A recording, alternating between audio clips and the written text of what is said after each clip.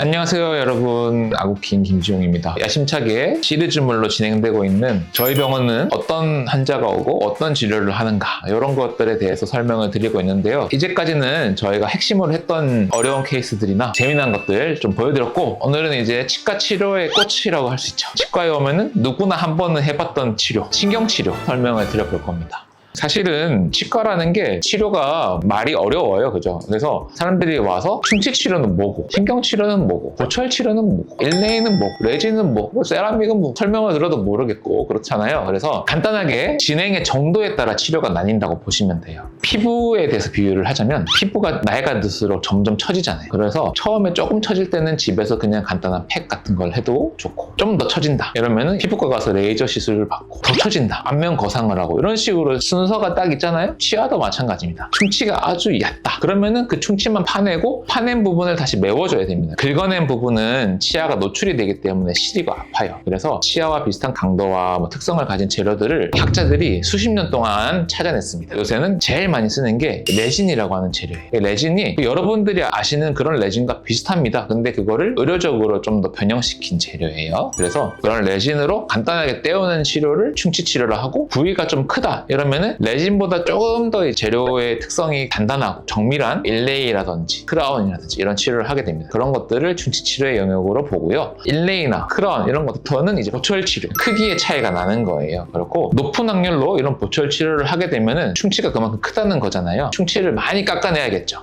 치아를 많이 손상을 시키게 됩니다. 그러면은 치아가 엄청 두들겨 맞는 거예요. 엄청 시큰시큰하겠죠. 그 치아를 아프지 않게 하기 위해서 신경치료라는 걸 합니다. 조금 극단적인 예시인데, 팔이 너무너무 아파. 막 화끈화끈거리고 막 팔이 계속 아파요. 팔을 관통하는 신경을 절단해버리는 치료, 그런 거랑 비슷합니다. 내가 머리가 너무 아픈데 머리통을 잘라버리는.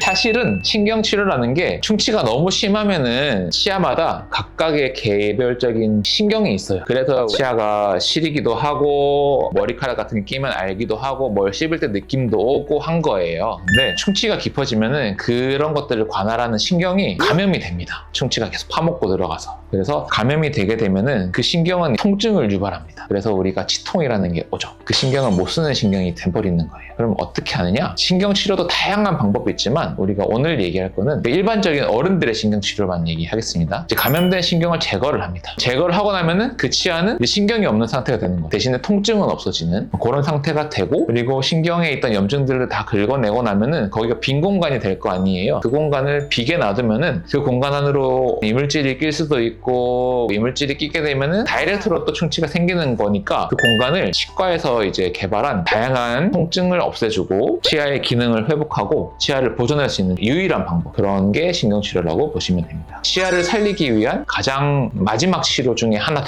그래서 케이스를 보면서 이제 설명을 드려보도록 하겠습니다. 엑스레이를 가지고 왔습니다. 엑스레이에서 어두운 부분은 빛이 통과하는 거, 그러니까 빈 공간이라는 거, 하얀 부분은 통과하지 못하고 반사되는 거, 꽉 찬 부분이라는 거예요. 50세 남성분 환자의 케이스고요. 요 치아인데요, 이렇게 신경이 어두운 색깔로 이렇게 보입니다. 요거는 신경, 보통 이렇게 약간 거미줄 모양, H 모양 막 이런 식으로 구성이 돼 있어요. 신경 위에 보이시는 이런 그림자처럼 보이는 것 보이시죠? 마치 밤을 파먹은 밤벌레 마냥 치아를 파먹은 치아벌레입니다, 이게. 그래서 사실은 좀 더 정확하게 말하자면은 여기에는 균이 있진 않아요. 이미 균이 다 파먹고 지나간 자리. 균은 이 한 줄 요 밑에 있습니다. 전쟁으로 치면은 쑥대밭을 만들고 다 이미 지나간 거고, 장병들은 이렇게 진격을 하고 있는 거예요. 신경적으로 막 진격을 하고 있어요. 신경과의 거리가 거의 없다고 보입니다. 그래서 이렇게 봤을 때는 치과 의사들의 판단으로는 이거는 이미 치수, 즉 신경까지 감염이 돼 있겠네 라고 판단을 할 수 있습니다. 이 정도 가까운 거리면은 사실 균들은 이미 들어가 있어요. 그리고 환자분이 통증을 호소하셨습니다. 그러면은 10중 8구 감염이 이미 진행된 것이다 라고 볼 수 있고, 조금 더 깊게 딥하게 들어가면은 뿌리 끝에도 약간의 염증이 보이는 게 있습니다. 이게 뭐냐면은 뿌리 끝이 원래는 이렇게 하얗지 않아요. 근데 이 하얀 거는 지금 여기가 뭔가가 신경이 염증이 생겨서 사건이 일어나고 있기 때문에 면역 체계들이 막 달라와서 붙어 있는 거예요. 싸울 준비를 하고 있다, 전쟁 준비를 하고 있다 보시면 되겠습니다. 그래서 여기서 더 심해지면 시커멓게 이렇게 염증이 생기고 이렇게 되는 거예요. 이 치아는 신경치료를 들어가기로 했고, 다른 각도로 찍어봤을 때 완전히 신경이 닿아 있죠. 지금 이런 상태입니다. 합니다. 그래서 저희 신경치료 하시는 훌륭한 명의분이 진행을 하셨습니다. 신경치료를 어떻게 하느냐? 일단은 충치들을 다 파냅니다. 파내면 신경이 노출이 되겠죠. 노출된 신경들을 또 다 파내는 치료를 합니다. 파내고 이렇게 신경이 어디까지 위치를 하고 있는지 우리가 길이를 측정을 합니다. 딱 신경의 길이만큼만 신경을 제거를 하고 그 이상 넘어가면은 이제 뼈예요. 이 뼈까지 뚫고 치료를 하게 되면은 뼈에 또 염증이 생길 수도 있고 이 뼈에도 신경들이 막 있겠죠. 이 신경들은 건들지를 않아야 되기 때문에 딱 치아까지만 가야 됩니다. 그래서 이 치아 끄트머리까지 길이를 잽니다. 길이를 쟀으면 그 길이에 맞게끔 이 신경들을 다 도려내줍니다. 신경이 다리가 이렇게 있으면은 감염이 돼 있으면은 10중 8구 그 신경 주변에 있는 치아의 일부도 감염이 됐다고 보고 역시나 신경보다 더 큰 범위로 확장을 해서 깎아줍니다. 그래서 보면은 신경이 이렇게 얇잖아요. 근데 신경치료를 하고 나서 약재를 넣으면 이렇게 굵어져 있어요. 왜 그러냐? 일부 정상적인 치아도 다듬어내서 재발을 막기 위함입니다. 그렇게 하고 치아에 빈 공간이 없도록 막아주는 재료죠. 이런 것들을 넣어주게 됩니다. 치아의 길이에 맞게 잘라서 치아를 꽉 채워서 마무리를 하게 됩니다.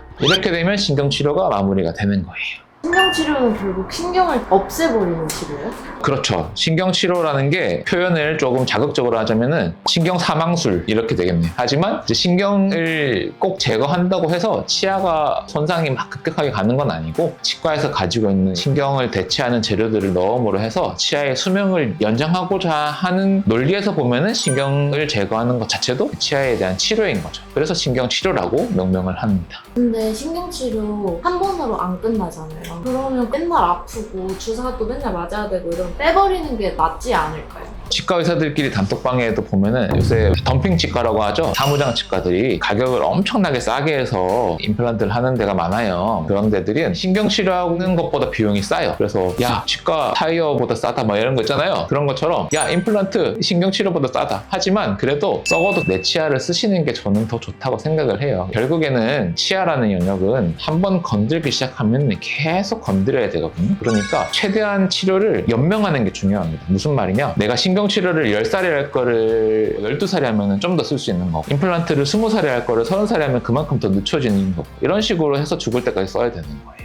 그래서 웬만하면은 살릴 수 있으면 살리는 게 저는 좋다고 생각은 합니다. 근데 신경치료는 여러 번 와야 되고 번거롭기는 합니다. 정답이 딱 있지는 않고 환자의 식습관, 나이, 전신병력 이런 것들을 고려해서 환자와 또 협의하에 진행을 하게 됩니다. 발치를 먼저 하는 경우도 있긴 하지만 그런 것들은 환자들과 다 같이 협의를 하고 상의를 하고 치료 계획을 수립하는 과정을 통해서 정해지는 거고 병원마다 스타일이 다른데 저희 병원은 일단은 한 번이라도 신경치료를 시도는 해보자 주의의 병원입니다. 그래서 아무리 희망이 없어 보여도 한 번은 해보고 환자분들이 느끼는 바가 있으면은 그때부터 이제 다시 협의를 하고 이런 식으로 진행을 합니다. 신경치료가 마무리되고 또 중요한 게 있어요. 신경치료를 하고 나면 대부분 다 보철치료를 후속으로 이어집니다. 왜냐면은 사실은 신경과는 신경만 주행하지 않아요. 신경과 혈관들이 같이 주행을 하기 때문에 이 신경치료를 하고 나면은 치아가 양분 공급을 받지를 못합니다. 그래서 치아가 많이 빈약해집니다. 되게 잘 바스라지고 부서지고 할 수 있어요. 그래서 10중 8구 신경치료를 하게 되면은 보철치료가 후속으로 따라옵니다. 신경치료를 하면은 크라운이라는 치료를 같이 하게 돼요. 근데 환자분들이 치료가 끝나고 나니까 의사들이 돈 받으려고 치료판 한다 이렇게 생각하시는데 그렇지 않아요, 여러분. 10년을 쓴다고 생각하고 제작하시면은 1년에 한 5만 원, 6만 원 꼴밖에 안 되는 거예요. 근데 그거를 하기 싫다고 안 해서 한두 달 아니면 1년 있다가 부러져서 와서 발치합니다. 너무너무 아깝고 너무너무 안타까워요. 신경치료를 하고 나면 꼭 보철치료를 하셔야 돼요. 충치가 깊었고 그래서 충치 제거를 엄청 많이 했고 건전한 치질이 남아있지 않고 더군다나 신경까지 제거했다. 그러면 치아는 정말로 약해져 있는 상태예요. 엄청난 관리가 필요한 거기 때문에 철저하게 보호해주는 게 필요합니다. 그게 크라운이에요. 근데 그렇게 해주시지 않으면 이 치아의 수명은 극단적으로 줄어든다를 알고 계셔야 됩니다. 그러니까 꼭 신경치료하고 나서 크라운을 미루지 말고 진행을 하세요. 치과에 꽂힌 신경치료에 대해서 한번 설명을 드려봤는데 다양한 용어들도 얘기를 간단히 해봤고 오해하실 수 있는 것들에 대해서도 얘기를 드려봤는데 도움이 되셨으면 좋겠고 신경치료까지 안 가는 게 사실은 제일 좋으니까 치과를 꼭 주기적으로 오셔가지고 충치가 더 커지기 전에 치료를 받으시고 신경을 꼭 지켜나가시길 바라겠습니다. 감사합니다. 안녕.